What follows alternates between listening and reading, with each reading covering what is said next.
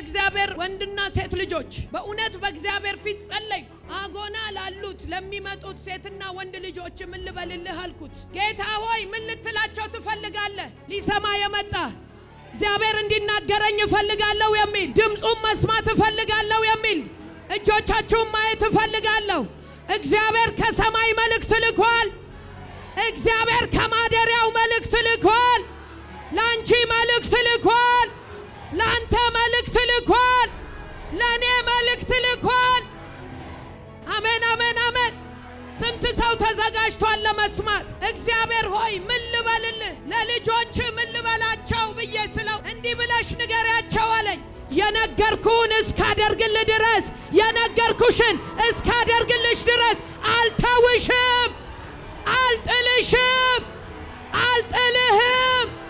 እግዚአብሔር እንዲህ ይላል፣ አልጥልሽም፣ አልተውሽም። ከመከራው የተነሳ ከችግሩ የተነሳ ከከበባው የተነሳ ከበሽታው የተነሳ እግዚአብሔር ተወኝ፣ እግዚአብሔር ረሳኝ አላችሁ። እግዚአብሔር እንዲህ ይላል፣ አልጥልሽም፣ አልተውህም።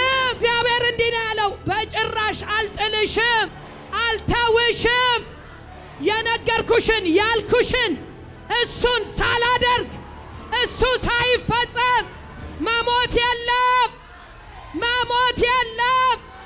ቃል አለኝ የሚል ስንት ሰው አለ እዚህ ቤት? ያልተፈጸመ ትንቢት አለኝ የሚል እግዚአብሔር እንዲህ ይላል፣ እሱን ሳላደርግ አትሞትም፣ እሱን በዓይን ሳታይ አትሞትም። ኧረ አይሆንም አለ ጌታ። አሜን አሜን አሜን። በጭራሽ አልጥልሽም። ኧረ የሚያምን እልልታ፣ ጭብጨባ